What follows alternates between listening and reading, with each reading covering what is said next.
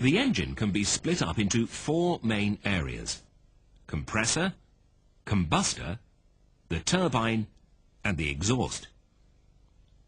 The compressor has two jobs.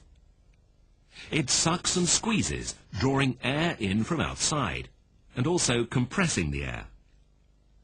Some of the air is forced into the combustion chamber at very high pressures, so that when fuel is mixed with it and ignited, a rapid increase in heat energy is produced. The combustion chamber is where the bang happens. The burning mixture of air and fuel is sent rushing at high speed into the turbine. As this gas expands, part of the energy is used to power the turbines, which in turn drive the compressor. Finally, the gas is blown out through the exhaust nozzle. It has lost some of its energy through the turbine, but has enough left over to accelerate through the nozzle, providing a fast-moving propelling jet stream out of the back of the engine, and therefore, by reaction, creating an equal and opposite forward thrust. This is the whole point of the operation, taking air in at normal speed and forcing it out at a higher speed, backwards, thus sending the engine forwards.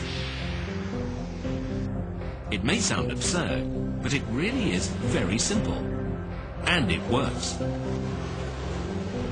It is important to remember that these individual stages form a complete and continuous working cycle, a constant generation of power.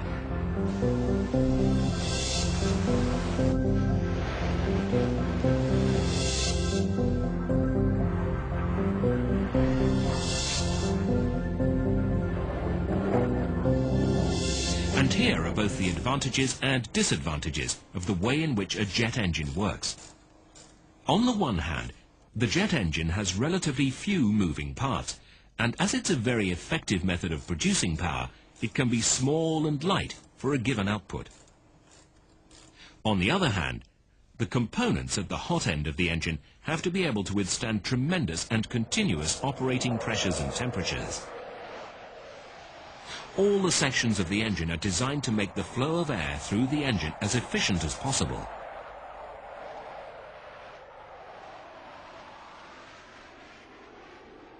The compressor does this by having both rotating and stationary blades, or rotor and stator blades. The rotor blades take the air and force it backwards through the engine, while the stator blades channel the air so that it hits the next series of rotor blades at the right angle.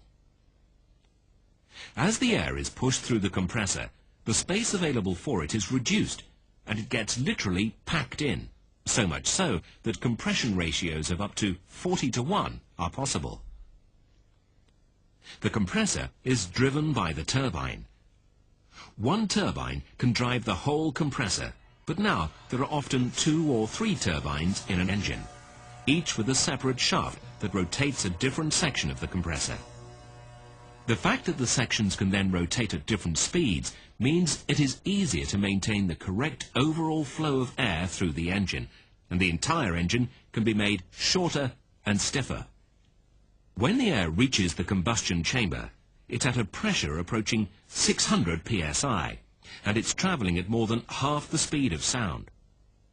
Fuel is difficult to burn under these conditions, so a combustion chamber provides the correct environment, an area of more slowly moving and swirling air that is sprayed with fuel.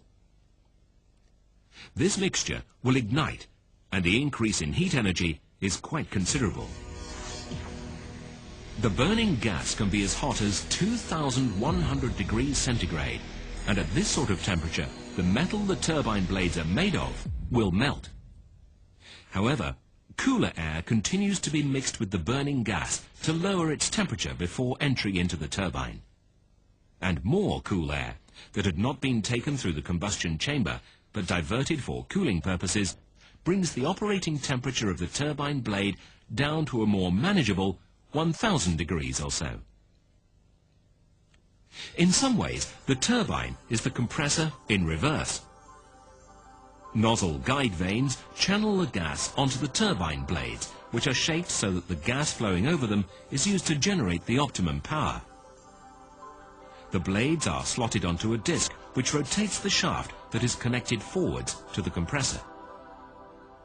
Often, as well as driving the compressor, the turbine will also provide ancillary power to even drive a propeller.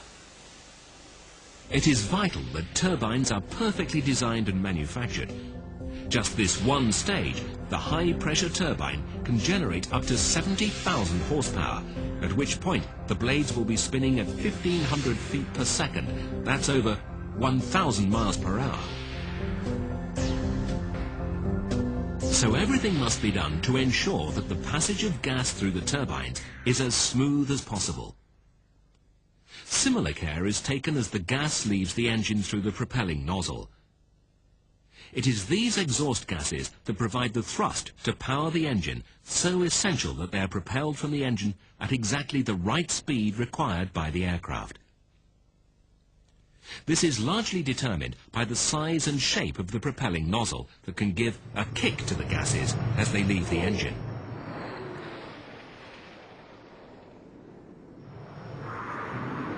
The completed engine is, of course, a rather more complex affair, once the noise suppression, pollution reduction, cooling, lubrication, electrical, fuel and other systems have all been added.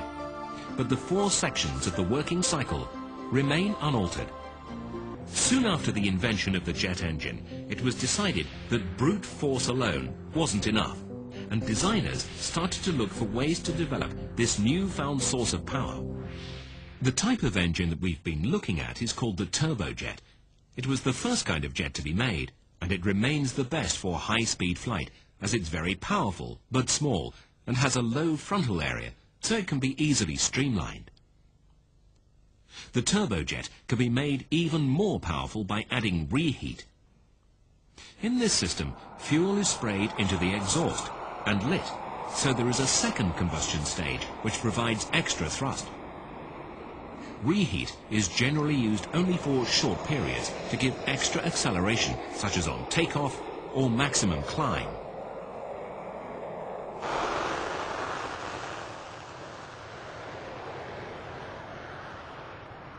On landing, however, deceleration is wanted, and then thrust reversers are used. These are flaps that move to divert the gas forwards rather than backwards through the exhaust. This has the effect of slowing the aircraft down, as the jet reaction tries to propel the engine in the opposite direction to the airflow.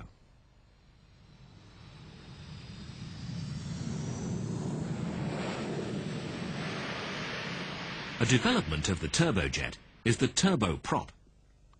This has an extra turbine which, through a gearbox, drives a propeller. Aircraft powered by a turboprop are not as fast as those powered by a turbojet, but nevertheless, the turboprop remains a very efficient and economical engine. If the propeller is removed from a turboprop, then the resulting engine is called a turboshaft. The shaft is coupled to a gearbox, and through this it can drive a helicopter rotor. Much of the latest development, however, has been done on the turbofan. Here, only some of the air is fed through all the compressors, the combustor and the turbines. The rest is partially compressed and is bypassed around the hot core of the engine. This cuts down the engine noise as it reduces the overall speed of the exhaust jet stream. It also makes the engine very economical, since it's aerodynamically more efficient to have a lot of air moving relatively slowly rather than a little air moving relatively quickly. At very high speeds, to provide the thrust needed, it is necessary to have a small amount of air moving more rapidly. This is why the turbojet is used for supersonic and high bypass ratio turbofan for subsonic aircraft.